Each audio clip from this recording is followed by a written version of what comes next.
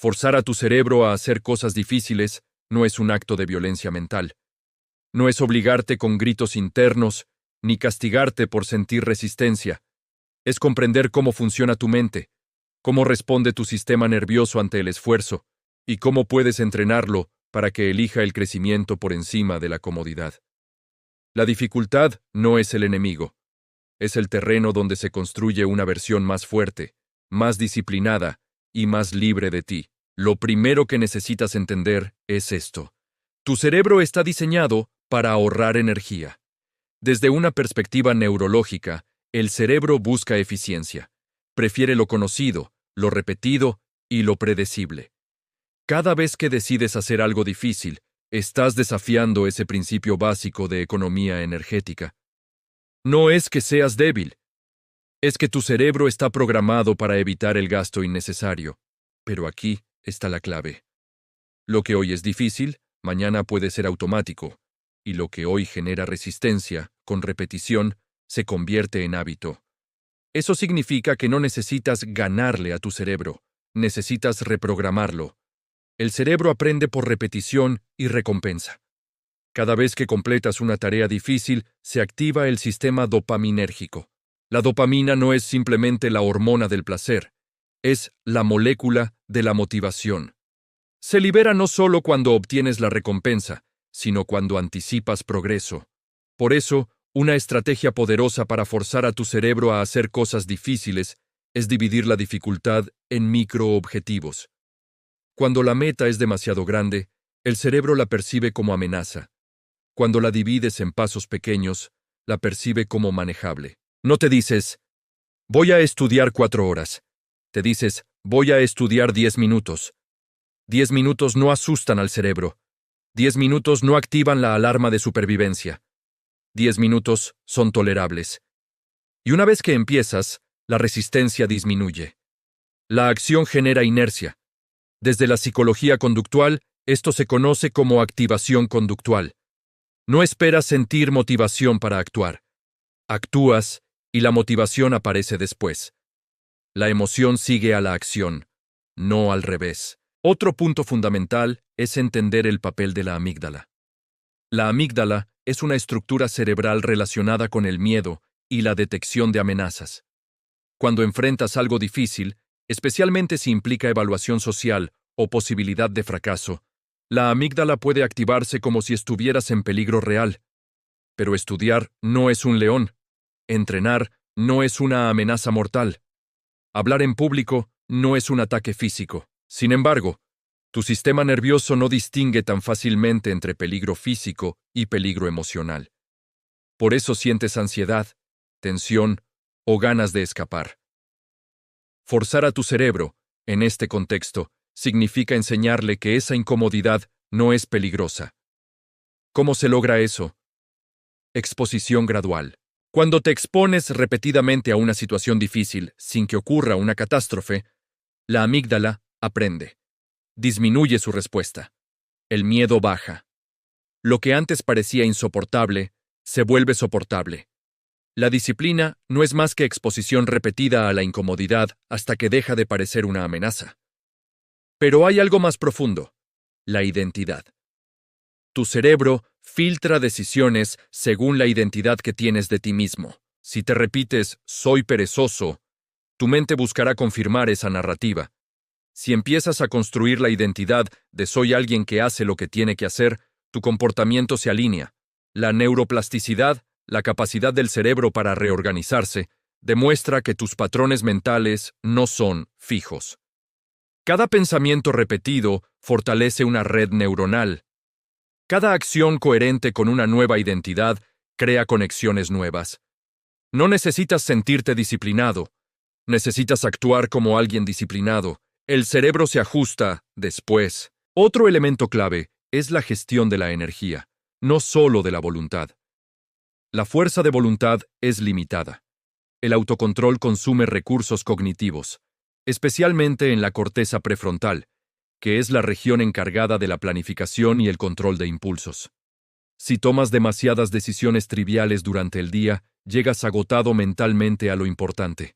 Por eso, las personas altamente productivas reducen decisiones innecesarias, automatizan rutinas, crean estructuras. Forzar a tu cerebro a hacer cosas difíciles no es depender de la motivación diaria, sino diseñar un entorno que facilite la acción. Si quieres estudiar, prepara el espacio antes. Si quieres entrenar, deja la ropa lista. Si quieres escribir, elimina distracciones. El entorno influye más de lo que crees. El cerebro responde a señales. Si la señal es clara, la conducta se activa con menos fricción. También es esencial entender el papel del dolor psicológico. Cuando haces algo difícil, experimentas incomodidad. Esa incomodidad puede manifestarse como aburrimiento, frustración o inseguridad. El error común es interpretar esa sensación como señal de que debes detenerte. Pero en realidad, la incomodidad es señal de crecimiento. Neurológicamente, cuando aprendes algo nuevo o desafías tus límites, se crean y fortalecen conexiones sinápticas. Ese proceso exige esfuerzo metabólico. La sensación subjetiva de dificultad es, en muchos casos, el reflejo de ese esfuerzo de reorganización interna. El cerebro está cambiando. Eso nunca es cómodo. La clave está en reinterpretar la incomodidad como evidencia de progreso, no como prueba de incapacidad. Otro mecanismo poderoso es el principio de compromiso público o autocompromiso explícito. Cuando verbalizas tus objetivos o los escribes, activas regiones cerebrales asociadas con la coherencia interna. Escribe lo que vas a hacer. Define cuándo. Define dónde.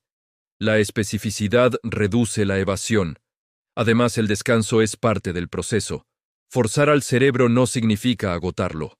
El aprendizaje y la consolidación de memoria ocurren en gran parte durante el sueño. Sin descanso adecuado, la corteza prefrontal pierde eficiencia y la amígdala se vuelve más reactiva. Dormir bien no es pereza, es estrategia neurológica. Hay otro componente fundamental, la regulación emocional. Muchas veces no evitamos tareas difíciles por la tarea en sí, sino por la emoción que anticipamos. Tememos sentirnos incompetentes, aburridos o frustrados.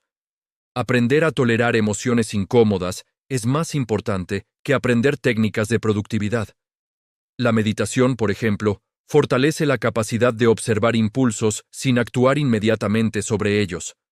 Estudios muestran que la práctica constante puede modificar la conectividad entre la corteza prefrontal y las áreas emocionales, aumentando el autocontrol.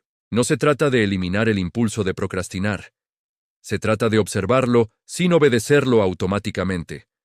Otro aspecto clave es la narrativa interna. El lenguaje que usas contigo mismo influye en tu fisiología. Si te dices, esto es imposible, tu cerebro activa patrones asociados con amenaza. Si te dices, esto es desafiante, pero puedo manejarlo paso a paso, activas circuitos asociados con resolución de problemas. La mente responde al significado que le das a la experiencia.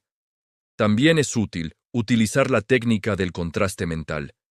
Visualiza el resultado deseado, pero también visualiza los obstáculos reales que aparecerán. Este enfoque, respaldado por investigaciones en psicología motivacional, prepara al cerebro para enfrentar dificultades en lugar de sorprenderse por ellas. Cuando anticipas el obstáculo, reduces su poder. La repetición constante de acciones difíciles construye resiliencia. La resiliencia no es un rasgo fijo, es una adaptación. Cada vez que enfrentas algo incómodo y sobrevives, tu sistema nervioso registra que eres capaz. Esa memoria emocional se acumula. Con el tiempo, tu umbral de tolerancia aumenta. Lo que antes parecía enorme ahora parece manejable. Eso es entrenamiento neurológico. Forzar a tu cerebro también implica limitar recompensas inmediatas. Vivimos en un entorno saturado de estímulos rápidos, redes sociales, notificaciones, entretenimiento instantáneo. Estos estímulos generan picos rápidos de dopamina. Cuando acostumbras a tu cerebro a recompensas instantáneas, las tareas largas y difíciles se sienten aún más pesadas. Reducir la exposición a recompensas rápidas recalibra el sistema de recompensa. Las metas a largo plazo empiezan a recuperar atractivo. No es castigo, es reentrenamiento. Finalmente, hay un elemento existencial, el propósito. El cerebro tolera mejor la incomodidad cuando percibe significado. Viktor Frankl escribió que quien tiene un porqué puede soportar casi cualquier cómo. Desde la neurociencia, el sentido activa circuitos relacionados con motivación sostenida. Cuando conectas la tarea difícil con una visión más grande de quién quieres ser, la resistencia disminuye. No siempre desaparecerá, pero perderá fuerza. Forzar a tu cerebro a hacer cosas difíciles no es guerra interna, es liderazgo interno. Es entender cómo funcionas y usar ese conocimiento a tu favor. Es empezar aunque no tengas ganas. Es quedarte 5 minutos más cuando quieres abandonar. Es recordarte que la incomodidad no es peligrosa. Es actuar como la persona en la que te estás convirtiendo. Cada vez que eliges el esfuerzo consciente sobre la gratificación inmediata, fortaleces tu corteza prefrontal. Cada vez que toleras la incomodidad sin huir, reduces la reactividad de tu amígdala. Cada vez que repites una acción disciplinada, refuerzas redes neuronales asociadas con autocontrol. Eso es entrenamiento. Eso es transformación. Tu cerebro no es tu enemigo, es una herramienta adaptable. Y como toda herramienta poderosa, responde al uso que le das. No necesitas sentirte listo, necesitas empezar. Porque lo difícil de hoy puede convertirse en lo natural de mañana. Y cada vez que eliges hacer lo que cuesta, estás esculpiendo, sin darte cuenta, una mente más fuerte, más enfocada y más libre.